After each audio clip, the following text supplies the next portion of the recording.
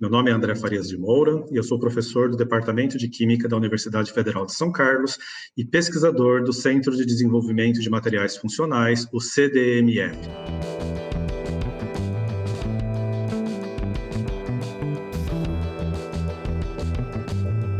Essa semana nós estamos publicando um artigo na revista Science, e esse artigo ele trata de uma nova abordagem para um material conhecido. As nanoestruturas de ouro, nanobastões de ouro no caso, são conhecidas há bastante tempo. São usadas, por exemplo, para fazer terapia fotodinâmica, para tratar várias doenças. Mas nós quisemos fazer uma modificação nessas nanoestruturas para melhorar a sensibilidade delas para fins de diagnóstico, por exemplo, para nós conseguirmos diagnosticar doenças. Especificamente, nós pegamos essas nanoestruturas de ouro, que são bem conhecidas, e nós fizemos uma reação delas com peptídeos que existem no nosso corpo normalmente. Mas esses peptídeos, embora sejam presentes num corpo saudável, eles estão relacionados com o surgimento de várias doenças. Então, a sigla que está lá no artigo, o HIAPP, ele é um peptídeo amiloide. E ele está relacionado, assim, quando ele se torna forma patológica, com doenças como o câncer de pâncreas, diabetes do tipo 2, Alzheimer e Parkinson. E se nós formos capazes de detectar estas modificações que esse peptídeo sofre diretamente no corpo das pessoas, nós vamos ter um diagnóstico muito mais rápido e muito mais preciso dessas doenças, muito antes delas aparecerem.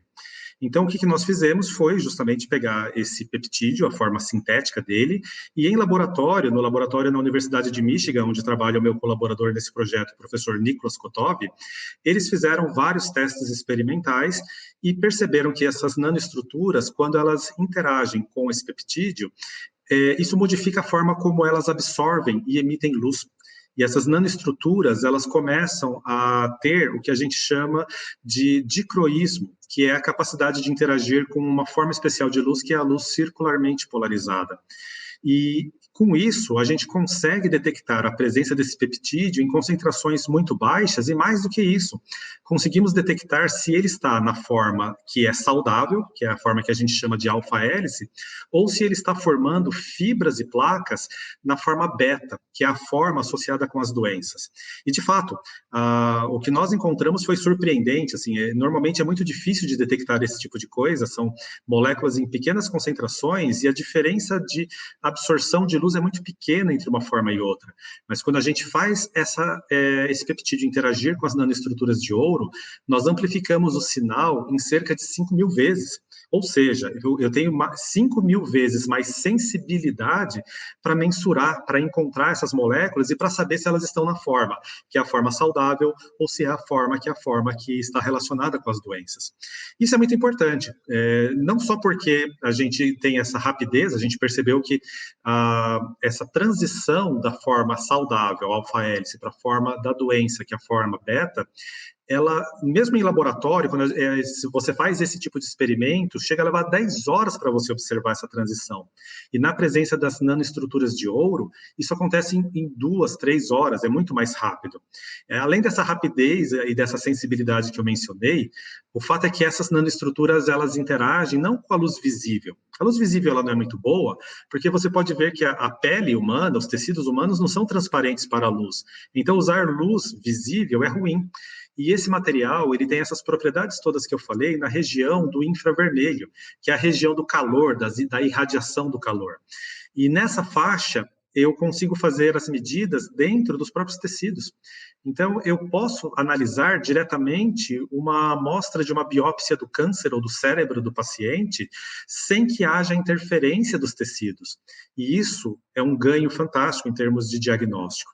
Além disso, o fato de que eu consigo fazer essas medidas relativamente rápido e com alta sensibilidade em laboratório, e isso a gente demonstra no artigo, eu posso fazer a busca por novos medicamentos. Então, nós demonstramos lá um medicamento que é razoavelmente conhecido, que ele realmente inibe, numa certa concentração, a formação das fibras, que é o processo que leva à doença. Então, eu posso fazer uma triagem de várias moléculas, o que levaria muito tempo se eu fosse trabalhar com modelos animais, com ratos, por exemplo, levaria muito tempo até a doença se instalar. Então, cada nova molécula seria um processo extremamente longo, de muitas vezes meses de observação daquele animal até desenvolver os sintomas da doença, até eu ser capaz de diagnosticar a doença. E no laboratório, eu ganho uma plataforma que eu consigo, muito rapidamente, em poucas horas, testar se uma molécula pode inibir a formação das placas que são patológicas, que causam a doença, e a concentração, inclusive. Eu consigo fazer esse mapeamento de uma forma muito rápida. Então, de uma forma geral, o que a gente acaba demonstrando com esse trabalho é que é possível fazer uma abordagem usando nanomateriais misturados com moléculas biológicas para diagnósticos muito mais precisos. Isso, inclusive, leva a pergunta relevante, assim, as pessoas, elas, lógico que querem saber se isso tem alguma relação com coronavírus ou com a epidemia de Covid-19. A resposta é sim, porque, vejam, quando a gente fala da vacina, que é baseada no RNA mensageiro, uma das técnicas modernas para fazer vacina, essa vacina só foi desenvolvida tão rápido porque 10, 15 anos atrás, pessoas fizeram uma pesquisa básica sobre esse assunto. Então, toda a base científica e tecnológica estava pronta quando surgiu a emergência da Covid-19. E aqui é mais ou menos a mesma coisa. Esse projeto começou 5 anos atrás. A parte experimental começou com um projeto de doutorado do aluno que é o primeiro autor do artigo, e não havia nem no horizonte nenhum indicativo de que nós teríamos uma mutação perigosa de um coronavírus causando uma pandemia de proporções globais. Então, foi começado o projeto pensando em diagnosticar essas doenças que eu mencionei, mas a mesma tecnologia, se eu, em vez de usar esse peptídeo, que é típico dessas doenças de pâncreas e cérebro, se eu pegar agora a proteína de spike, ou um pedaço da proteína de spike do coronavírus, eu consigo fazer a mesma plataforma, seja para buscar, fazer a triagem de drogas antivirais, seja para fazer diagnósticos mais precisos e mais rápidos da doença, seja inclusive para inativar o vírus. Que aí, se eu consigo interagir de maneira preferencial com ele, eu também consigo inativar o vírus. Então, isso mostra que a gente tem, sim, um caminho pela frente que nós poderemos demonstrar, usando protocolos semelhantes, que essa tecnologia ela pode servir para auxiliar no combate à pandemia, à Covid-19.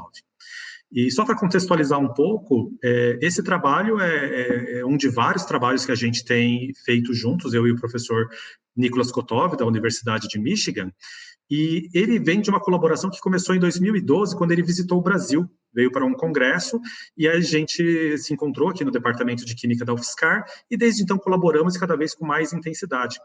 E sempre em torno desses sistemas que a gente chama de biomiméticos, eles imitam a vida, ou bioinspirados, eles, na verdade, se inspiram em propriedades biológicas para produzir novos materiais funcionais. Então, como nós estamos no Centro de Desenvolvimento de Materiais Funcionais, esse é um dos caminhos que a gente trilha, materiais funcionais que imitam a vida. Os trabalhos anteriores, a gente publicou ano passado e retrasado 2 artigos também na revista Science, eles iam em uma outra direção, que era pegar nanoestruturas e sintetizá-las do zero já com essa informação quiral, já com os peptídeos, com os aminoácidos, fazendo o material ficar com essa propriedade que a gente chama de quiralidade, de mão esquerda e mão direita. E esse caso foi um pouco diferente agora, porque a gente pega um material que não é quiral, um material que são bastões, cilindros, pequenos cilindros de ouro, e a gente faz ele ganhar essa quiralidade depois, interagindo justamente com essa proteína, com esse peptídeo natural que a gente está usando para fazer os diagnósticos. E aí, esses bastões, quando você olha lá as fotos que estão no artigo, eles começam a girar no espaço. A gente está fazendo uma auto-organização, uma auto-associação. E só para finalizar, o trabalho que nós fizemos aqui é um trabalho de modelagem computacional que é muito intenso. A gente usa um supercomputador, que é o supercomputador Santos Dumont, que é o que permite tratar sistemas desse tamanho. A gente consegue entender, através da simulação, como que esse peptídeo interage com a superfície do ouro. A gente conseguiu demonstrar que, mesmo em quantidades muito pequenas, é importante ter um surfactante, um sabão. É o sabão que vai mediar essa interação do peptídeo com o ouro, e que tudo isso junto, assim, é um conjunto de coisas que produz o que a gente chama de auto-organização. aquele sistema ele se organiza sozinho. A gente, depois que descobre qual é a combinação correta e qual é o mecanismo, a gente, a partir daí, tem muita facilidade para fazer isso de novo.